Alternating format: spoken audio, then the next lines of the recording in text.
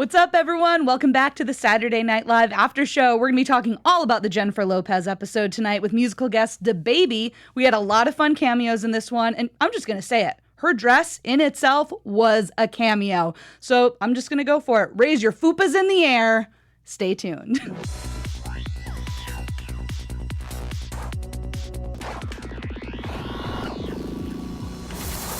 You guys, my name's Amy Maestri. I'm a comedy writer, producer, actor. And then over here, to my left, stage left, we have Steph Sabraw, a comedy connoisseur. And you kind of match the mic tonight, Steph. Oh my gosh. Also known as a fashion icon. Yes. For reasons of matching microphones. Pleased to be here. Oh man, Steph, I'm pretty excited for this one. Just Me because, too. You know, J-Lo, why not? Also, our producer in the booth, Jeff Graham, has a lot to say too. We always get mad at him when he doesn't watch the episodes, but he came through today. Oh, I watched, and all I have to say is, I'm a young CEO. That is also DaBaby in the producer's booth, so stay tuned for a special performance. Yeah, I mean, it's weird. You may never see DaBaby and Jeff Graham in the same room, because are they the same person? Yes. We'll find out. So tonight, guys, we're going to break down all the sketches one by one, going through each one. We're going to talk about the musical performance. Jeff/DaBaby will probably chime in there as well. And we're going to jump into our special segment, which is called Anatomy of a Sketch, where I break down one of the sketches from the night, just talk about what I enjoyed from it structurally and some of like the things that work in this vehicle called sketch. So it's a lot of fun. And then Steph may or may not have some breaking news, something that's like has to do with news and gossip. We'll find out later. She might just have some tea for us. We'll see. All right. So let's talk about Jennifer Lopez. Very excited to see her back. We were talking before we went on air about how she's very J-Lo all the time, which can work against you or for you in a show like this. But I think she just has fun with it. So she's enjoyable to watch. What were your expectations going into this episode with her? I expected the same thing. I like her, and she has the star power where you're just going to watch her and you respect anything she does because, yeah, she's a goddess. No one's denying that. But I knew going into it that she was following Will Ferrell, which sucks. Yeah. But also, she did have some great sketches. One of my all-time favorite sketches is actually with Jennifer Lopez. New car horn. You remember that one? Yeah. Oh, woo, God, say Levy. That was one of my friends in college, and I replayed that sketch over and over again. I don't know why we thought it was so funny, but yeah, it featured her. So she has it in her. She does. It's all you needed. And even we'll get into the monologue in a bit, but you can even see that in the monologue itself. She's not going to go up there and do some amazing like 8-minute stand-up set, but she's going to be J-Lo and she's going to have fun with it and she's going to bring that like energy to it, which is great. But let's just go right into the cold open. I was hoping for this cold open as soon as the hot mic moment happened earlier in the week with Trump, or with Trudeau, Macron, and Johnson all talking about Trump. I had been praying for this to be the cold open. I love when they go outside of the Oval Office, outside of the press room, outside of just Trump talking into camera to still put a political narrative on a sketch, but take it outside of there. So I was so happy they went with this. We got Jimmy Fallon in there, James Corden, and Paul Rudd. I mean, what a group. Right? Just bring them in all the time. What a group. I love Jimmy Fallon. I know he's not everyone's favorite from SNL, but he is one of my favorites. I love him so much. And then you bring James Corden and Paul Rudd, the white man who doesn't age. I mean, he's the equivalent of J-Lo aging. J-Lo is next level stunning, and every sketch was about that essentially, which we'll get into. But Paul Rudd does not. He's 50. It's insane. Even with that haircut too, as Macron, he looked even younger somehow with that haircut. And he was so good. I thought they were each so good at their respective characters. And I was so glad to get out of the normal sketches that we do. And I think this was a political opportunity that they should have taken. And I'm glad they did. Yeah, definitely. I think as soon as they messed up James Corden's wig to be Boris Johnson, I was like, oh, good, because that guy is never that put together. So. Yeah, that guy always looks like I'm in a van down by the river. Steph, this is why you're my soulmate. I just kept getting so many Chris Farley vibes that entire time from Corden, and it made me so happy. But I loved all the little details of this too. Just Trump coming in with like the 6 cheeseburgers and like all the sugar that he puts in his coffee. And He's just disgusting, and I do not say that about humans, but it's okay. He's barely human, so we give you a pass on that one. Kate got to have her Angela Merkel impression come back in. And the bit on Obama is just so funny because I could definitely see her fetishizing over Obama. Oh, yeah. As many white women probably do behind closed doors. This is very true. Very true. I got to say, too, I just loved when Boris put the impeach me sign on him. It like brought down the house. Everyone just started cheering like wildly. And I was like, it's my kind of audience. I love that because it wasn't just a kick me sign. It was like, no, seriously, like this one's serious. Actually, impeach this dude. Yes. And I gotta say, the ending, the button to this sketch of Melania coming out and having it be an ad for her Be Best campaign for anti-bullying was like icing on the cake. First of all, I will never get over Be Best as the title of the campaign. That's not grammatically correct. What does that mean? Be best at what? Anything. Oh, the irony of that entire campaign. Especially, what did her jacket say? I don't care about anything. Yeah. We know. I do just quickly, the Be Best thing is one of the strangest things for me about that whole campaign because, like, Melania already gets unfairly made fun of for being a second language English speaker. But, like, if you're already getting bullied for your English, don't make the name of your campaign Be Best. How was there no advisor who was Like, come on, just, like, have a little bit of foresight. Also, the That was Trumps such get a made good fun of for thesis being statement. so arrogant. And their campaign slogan is about arrogant. It's like a non-English version of being arrogant. Yeah.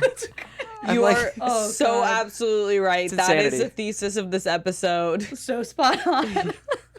I loved her. I think her Melania Trump impersonation's really great. Rollercoaster Writer in the chat said, I would have guessed they brought Bobby back to play Boris. I miss Bobby. I know, that would have been fun. I would have liked that too. That would be a fun Boris. Well, But James Corden's such a riot. yeah, he nailed it. And then really just tying all of it in at the end that it was also for a Peloton ad for Merry Christmas to me, which we'll get into it later too because they had a couple different good moments for that throughout the episode and update too. But I was glad that they have found a way to tie all that in. This was probably one of my favorite cold opens in a while. Yeah, it was great. It was killer. All right, let's talk about this monologue. She's 50. What? Let's start there. What?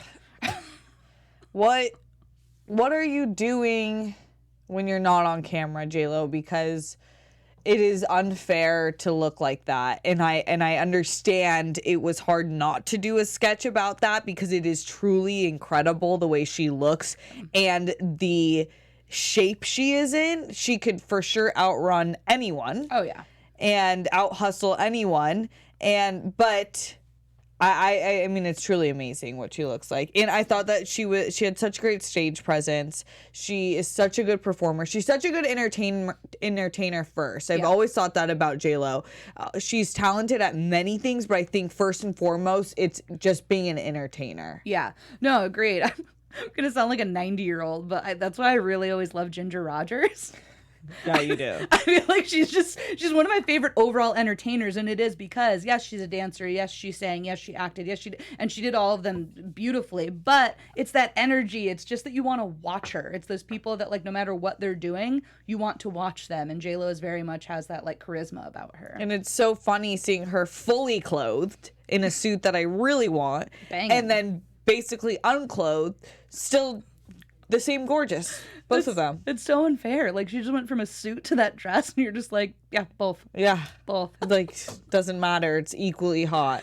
And, you know, this is one of those monologues. It didn't have to be the funniest. They weren't trying to make it the funniest. It had its moments where I chuckled, but that wasn't the point of a monologue like this. And a lot of people are like, oh, the monologue should be... Well, not everyone's a stand-up. Not everyone's going to go up there and do this, you know, amazing set. So I think when they play to someone's strengths, it helps. You don't want to see this all the time because, yeah, obviously it's SNL, you want the monologue to be funny, but I think when they play to their strengths is when it works too. Yeah, I agree. With someone like her, it was that whole humble brag. I'm not saying it, they're saying it, was a funny play on her extreme amount of success, especially this year, especially seeing that she's 50 years old and this is when she's arguably hitting the peak of her career if you want to just talk about awards and recognition. Yeah.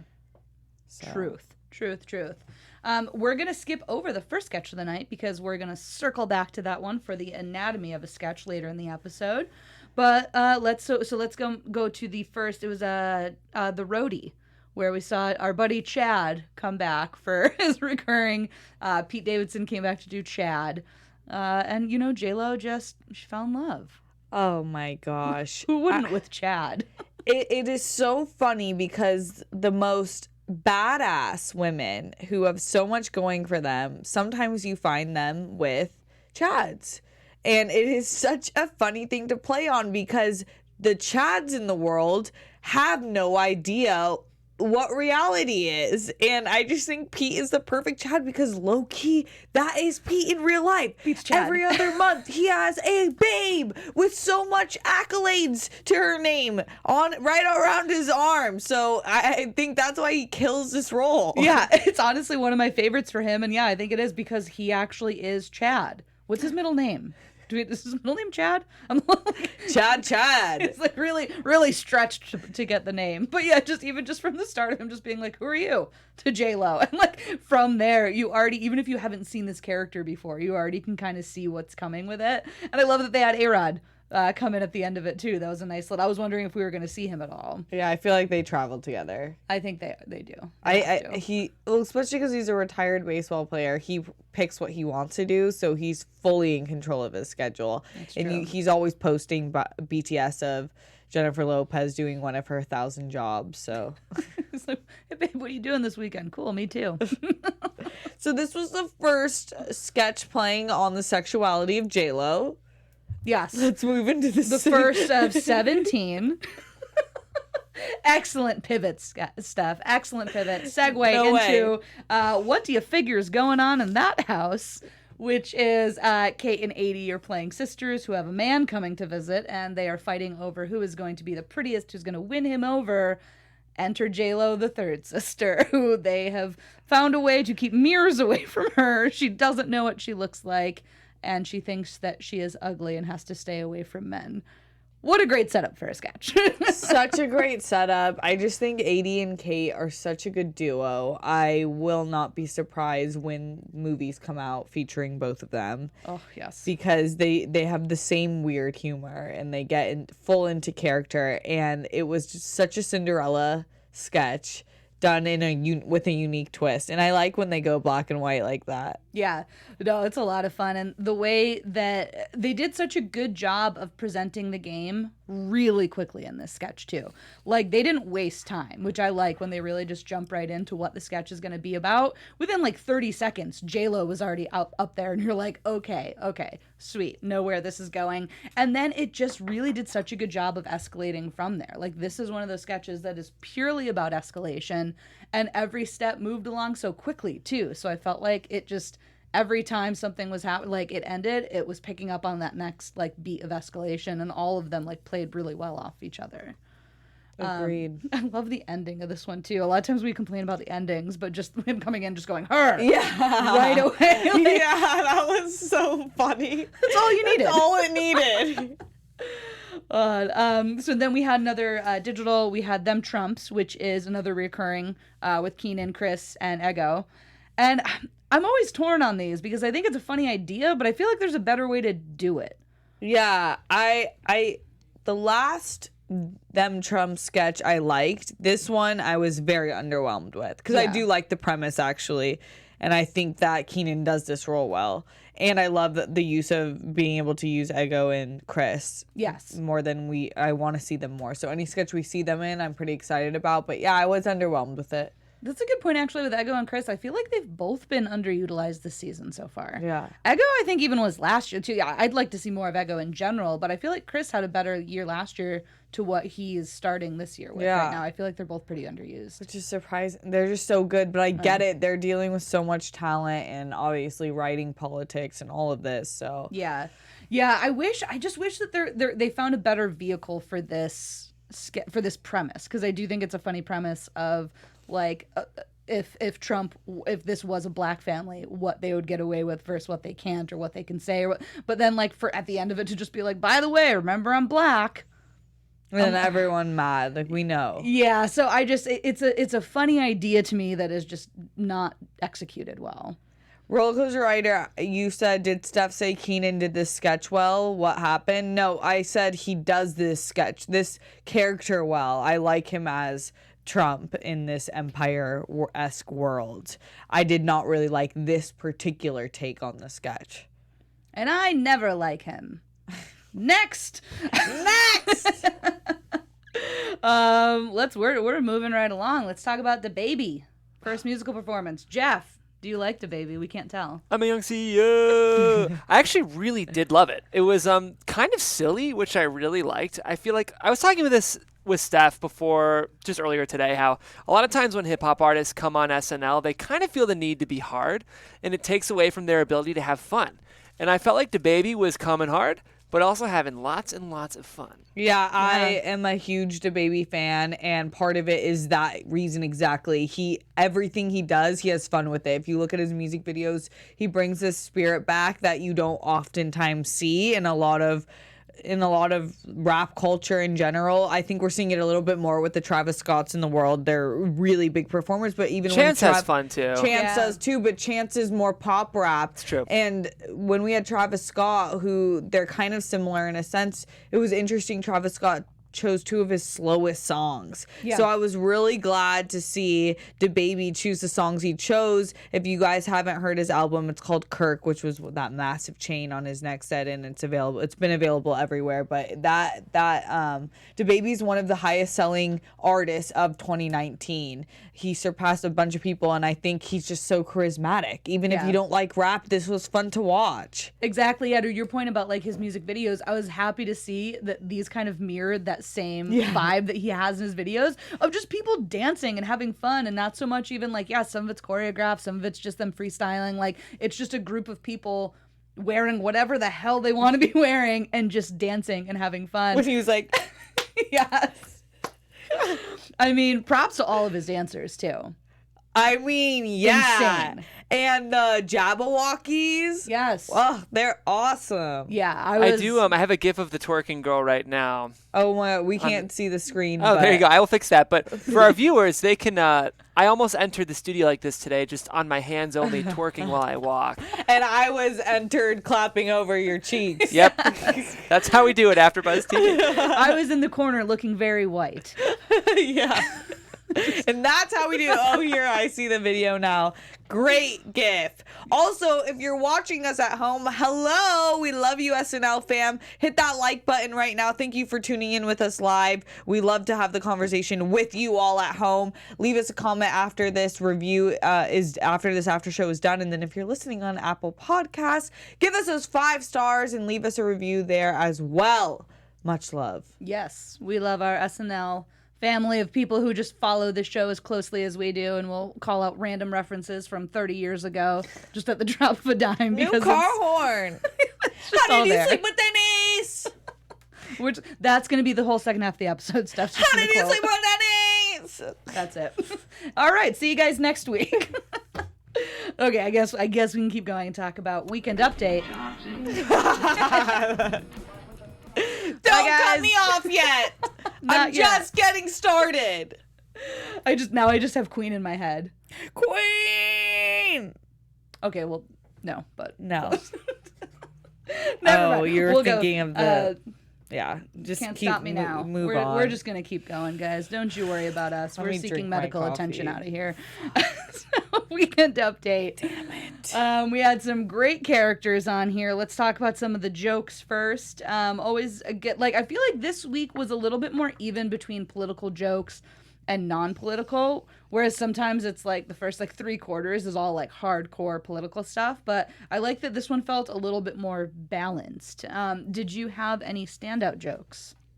What was my standout jokes? I can't really find them right now, but I thought I agree with you. I thought that there was a good balance, and I thought Michael Che, I just love when he presses the buttons, but I think this week's crowd was more acclimated to his harsh humor because I loved it, but I thought Beck's character was really, really fun.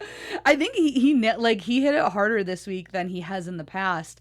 I think, what's funny about all of the jokes too is that I actually think the funniest joke was just a verbatim clip of Trump talking about how people are flushing the toilet 15 times instead of once.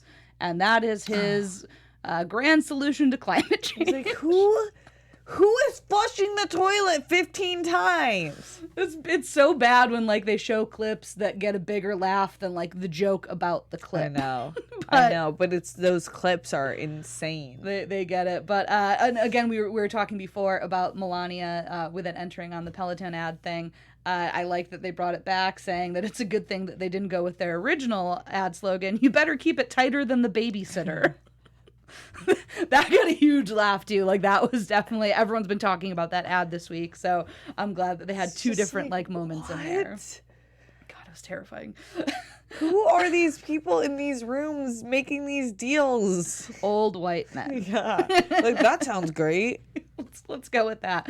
Let's make sure the actress looks very scared the whole time too. God. So weekend update though, let's talk about characters. Let's save Beck for last, since I know we were both very excited about it. But then we still got to do Kate McKinnon's Nancy Pelosi. Had to see this one coming. She's been doing a ton in the news this week between impeachment, I know that, well, this was actually after SNL, but there's a lot of stuff that that she's been working on. She's been in the news a lot lately. And of course, she had that moment where in the press conference, she was asked if she hates President Trump, and she got very passionate. First of all, as a Catholic, fuck off. That's basically what she said. Yeah. Don't come for Nancy Pelosi. What are you doing? She is on the podium.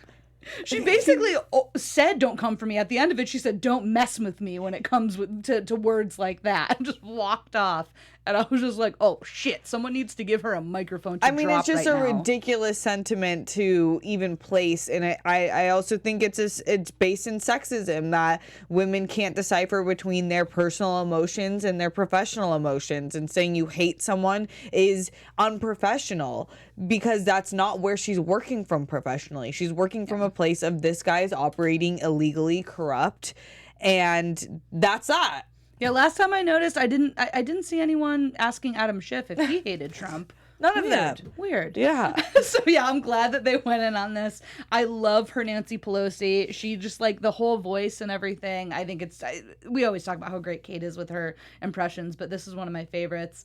And the fact that we got to hear her prayer was glorious.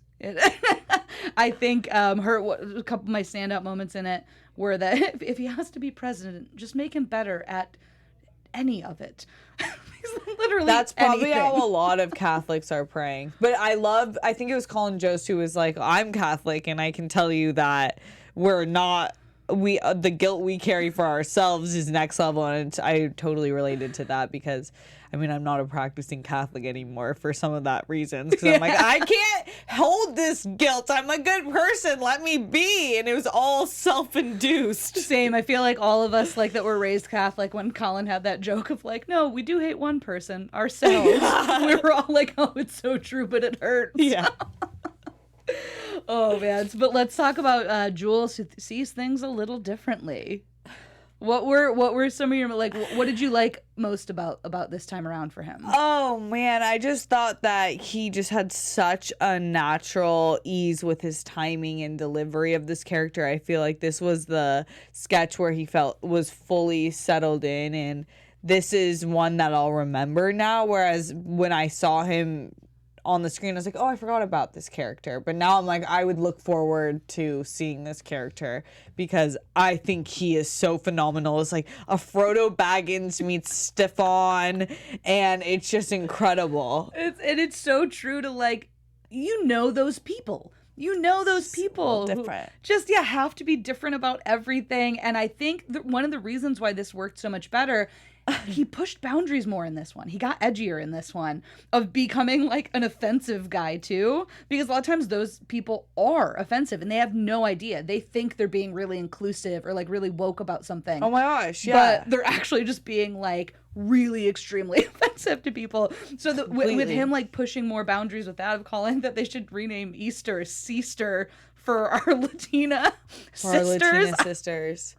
Stuff like that, that's just awful. And when this douchebag is saying it, it makes so much sense for his character. So I think, this was probably my favorite time I've seen him. Yeah, I think it's such a smart character because it exemplifies the hypocrisy in a lot of white liberalism. Like he's a classic San Francisco dude who thinks that he's so progressive, but in fact you're saying stuff that's crazy intolerant and if you look at it, like, but you're trying to mean well. And meanwhile, he's telling a Filipino woman on the subway to go dance on the land that we stole from them, meaning the Native Americans. So yeah, I think every one of his like beats just hit really well for me on this. So Christmas carolers, we got J-Lo sang in this one instead of talking about how hot she is, so it's different levels. Yeah, she was Jenny from the block in this one. She was. I thought this was a really funny facial expression sketch, but I didn't think that the words themselves were that funny, but it was enjoyable to watch them act it out. True. And I mean, those were the jams, man. I was just jamming during most of it, God, actually. what would you do if your baby's at home and he's hungry? Yeah, classic. I think more than anything, I was like, I don't even know what she's saying right now because I'm just like doing some throwback jams right now. But yeah, I don't think it was all that great. I did love seeing DaBaby come on at the end because again, he's just so fun. Like he's just having fun. He's just so fun and cute. Like I love that big smile. Huge smile. I even as he's stealing, if he was stealing from my house and shining me that smile, I'd be like, I guess. Okay. Well, even I loved Alex at the end. He was just like, DaBaby. How dare you? But I'm not gonna do anything to stop you because you're DaBaby. And then next we had Gino's girlfriend and her cousin who sell hoops. Which kind of, when it first started, it reminded me, speaking of Scarlett Johansson hosting next week, reminded me of one of her reoccurring characters that she always does for the infomercials. This one, or this one, or this one, which is just pointing to different areas of the screen. It almost started to remind me of that, but then took on this other form of like just these women selling hoops. And I think the specifics in this sketch of like women who wear hoops. If you're only listening right now, you're missing out on some dope hoops from Steph right now. I wear hoops every day. I especially wore them today for my sisters who also wear hoops. Yes. Or whoever's out there wearing hoops. I am with you. And I felt heard and I felt understood in this sketch. That's good. That's good. Would you classify yourself as one of my favorites in this, which was Woman on the Street interview about subway problems? Yes. Absolutely. I identified with everyone. Yeah. But I wish I liked it more. I'm going to be real. I do wish because when you relate with the sketch, you really want to be about it. So you can post about it, of course, because that's all that matters. But no, I wanted to send it to my other hoop wearing friends because we would have gotten it. But it wasn't written that well. It was like, I feel like the people writing this maybe don't wear hoops like I do every day. Or when I saw it, I was like, oh, this is the new car horn setup. It's similar to the way that it was set up for that sketch. I'm like, oh my God, I hope they do something like that where they really accentuate the characters, but they didn't really. That's a really good point that, especially when a sketch starts and you're like, oh my gosh, this is me. And you get so excited. And then when you get let down like that, you are just like, well, see, you just need, Lauren, you need to hire Steph as a hoop connoisseur. Absolutely. For all your hoop related. Yeah, exactly. We got it. We got you. But yeah, I would have liked to see a little bit more out of this one too. It was also, though, I just realized this was Melissa's. Really only sketch on that, which is a good pairing. Yeah. But I don't know. Roller Coaster Writer said I asked Melissa to do a sketch as J-Lo with J-Lo. I'm glad she listened. That's funny. You gotta now tell Lauren to hire Steph as a hoop connoisseur as well. They're listening to you, Roller Coaster Writer. I know my stuff. And then we have the sketch. We have the digital short of Potty PM. Basically, you can just pee in bed. And it goes into the toilet. But for dicks. Only for dicks. I think it was funny when J-Lo does come in and is just like, how about for women? And Kyle's reaction to her. I don't know that it was worth an entire sketch. But I did find it funny the play at the end of just like, never mind. This is just for dudes. Did you have any thoughts on Potty PM? It was very straightforward. I did like her in this sketch. I love this wig, especially. I thought it was a funny Kyle Mooney sketch. And I mean, it does make sense. I always think about that, the ease of peeing for men. And peeing related objects would be way easier. We're just more complicated because I don't know, you just can't make them like us, I guess. Even in bed, we still more complicated. You find a solution, it still doesn't even work for us. I blame you. You, just in general. And then we have this hardware store sketch, which I felt like it was like 4 different sketches in one. People and hated this sketch. I had no idea, but as I was doing my research, it was getting shaded. People didn't like it, especially people from Wisconsin. Oh, well. It didn't land well for people. I don't know why. What did you think? I didn't hate it. I just felt like it was trying to be a bunch of different sketches, because you had that Wisconsin flavor of it. You had the 3 of them, which I was like, okay, I kind of see where this is going, with them being these like Wisconsin people who are very like woodsy and know all the stuff with their hardware store, and then these 2 people from the city come in and rent their Airbnb in town or whatever. And I thought it was going to be kind of like the 2 of them, the juxtaposition between these 2 groups. But then they bring in Chloe, which Chloe's such a little weirdo in this. I love it. She interjected some life into it when she came in all creepy, like the little girl from The Ring. And I'm like, okay, so maybe it's more about this creepy little child girl. No, it's kind of about that. And then I also thought it was a play on millennials, with like Heidi running out doing selfies with the bear, and like, but I felt like it never really found its footing through the whole thing. Yeah. I didn't hate it. I just didn't think it was well done. Yeah, I liked Chloe's character the best. I actually think they should have just played off that and made it like she was some, I don't know, like behind closed doors, the stepsister one. Yeah, like that's I was hoping that we were gonna, and they started with that too, and that's what was weird. They started with a lot of different things. They started with that idea of her just like coming with the hardware store, and how we hear her in the back sometimes, and I was like, oh great, this is gonna be really funny and weird and creepy. And then they were just like, nope, let's just have her get thrown around by a bear and lose all of her hair. Yeah. So it felt like they kept going on the right path with something, and then they just stopped and went over in the other direction for some reason. So it was very odd to me. And then last sketch of the night, we had Barry's boot camp. Sorry, my ears just like felt like they were gonna explode. Go on. It happens sometimes. Hey, those hoops, they're fighting for spot My there. computer just died. I'm sorry, chat. I love you. Bye. I saw all your comments before. Yes. So Barry's boot camp, this is kind of recurring. We had it earlier in the season, but in spin class. So different trainers that are auditioning essentially to work for Barry's boot camp. Once again, Bowen. Bowen is the saving component of the sketch because you guys did this 2 weeks ago. I know. A sketch like this can't, like, if you make this recurring, like, twice in a season, not twice in, like, a few weeks. There's not enough to go on. They literally just did the same premise. I was shocked. Yeah. You know what else I was shocked by? Huh. Ego is ripped. That's what our producer Jeff, in the least controversial way, was like, can you be funny and hot? Yeah, like he really, and I completely agree with it as a joke. We're joking, you guys, yes. But I am like, she is a certified babe. Yeah, comedian first, but babe is right under. Straight up. And genius. You know, she is highly educated. Yeah, yeah. I love her, and it was good to get. We're getting little bits of her more and more, but I'm craving more. Yeah, me too. But hopefully we'll get when we say more, we don't mean seeing your ripped abs. That was a plus. We want more.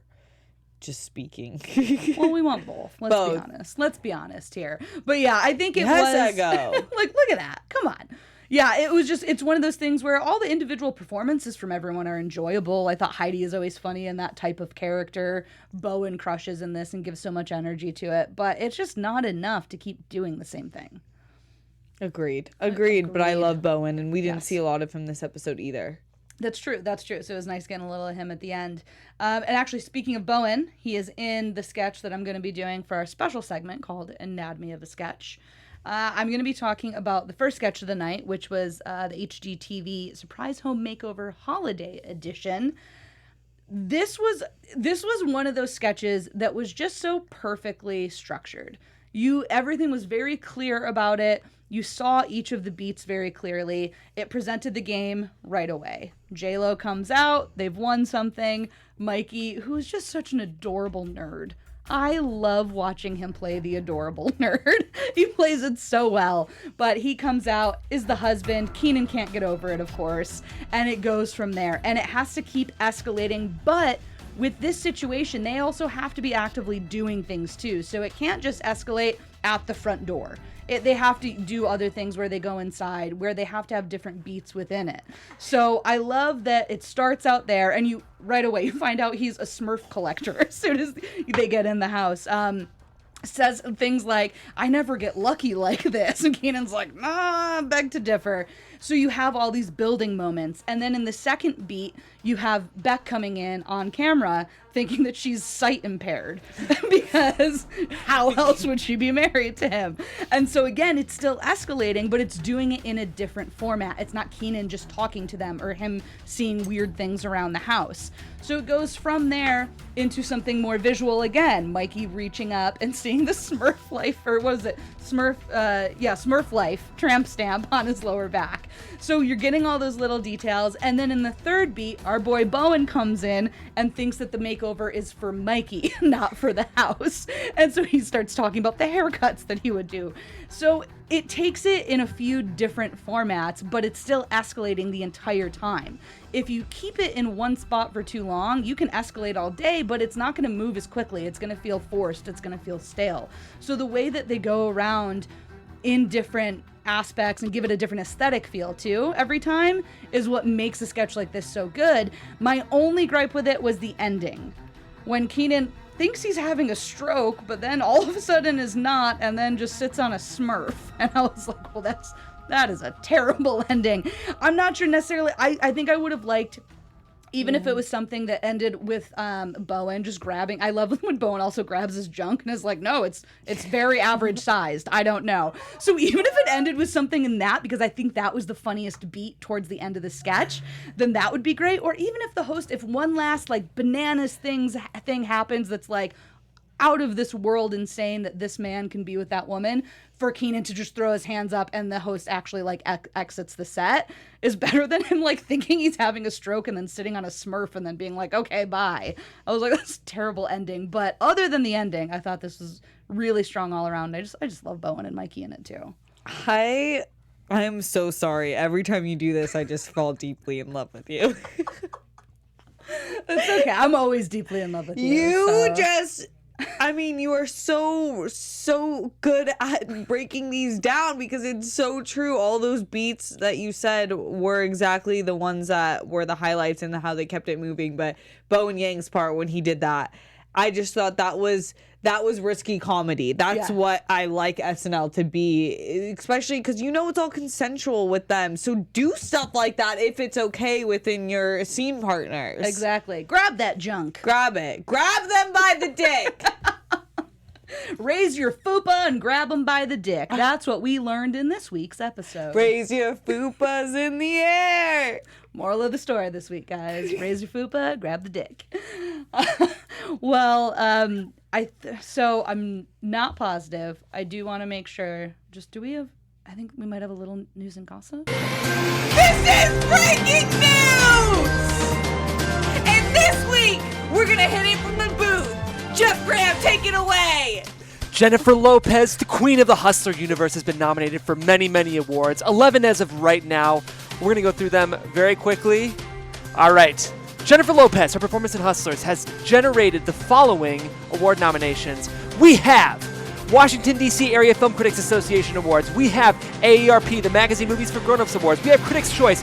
We have Golden Globes. We have Gotham. We have Independent Spirit. We have Palm Springs International Film Festival. We have LAFCA. That's LA Film Critics Association Awards. And Satellite Awards. Also, we have that's all of them. That is all the awards. Wow! So many awards. So many awards. That's all for her performance in Hustlers, which is well-deserved. Amazing. Thank you, Jeff, for breaking news! So breaking, so news. That's what we like to say here. That's our tagline. So breaking, so news. Catch us here next week. Seriously, though. No, seriously, though, you can catch us here next week. On December 14th, there's a new SNL with Scarlett Johansson and musical guest Niall Horan? I don't know how to say his last name. Don't put me on the spot. One Direction. One Direction. The blonde one from One Direction will be singing musical tunes. So we will be here next Tuesday to do that recap for you guys. In the meantime, Steph, where can we find you online? I'm Steph Sabraw. You can find me on Instagram and Twitter at Steph Sabraw. Much love. Yes, you guys can find me on Instagram and Twitter at Amy Maestri, and we will see you next week. Our founder, Kevin Undergaro, and me, Maria Menounos, would like to thank you for tuning in to AfterBuzz TV. Remember, we're not just the first, we're the biggest in the world, and we're the only destination for all your favorite TV shows. Whatever you crave, we've got it. So go to AfterBuzzTV.com and check out our lineup. Buzz you later.